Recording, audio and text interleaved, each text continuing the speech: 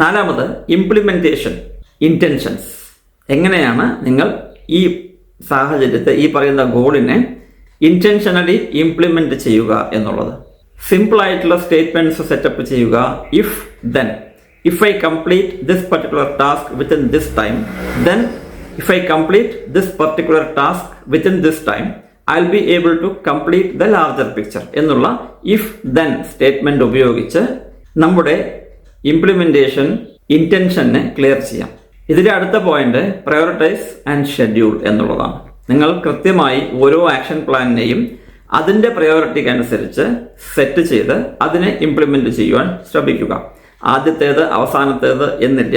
അത് കൃത്യമായി നിങ്ങളുടെ സ്മാർട്ട് ഗോളിനനുസരിച്ച് സെറ്റ് ചെയ്യേണ്ടതിൻ്റെ ആവശ്യകതയെക്കുറിച്ചാണ് ഞാൻ പറയുന്നത്. ഇംപ്ലിമെൻറ്റ് ചെയ്യേണ്ടതും പ്രയോറിറ്റൈസ് ആൻഡ് ഷെഡ്യൂൾ ചെയ്യേണ്ടതിൻ്റെ ഭാഗമായി വരണം. ഈ ഷോർട്സിൻ്റെ പൂർണ്ണരൂപമായ വീഡിയോ കാണണമെന്നുണ്ടെങ്കിൽ ഡിസ്ക്രിപ്ഷൻ ബോക്സിലെ ലിങ്കിൽ ക്ലിക്ക് ചെയ്യുക.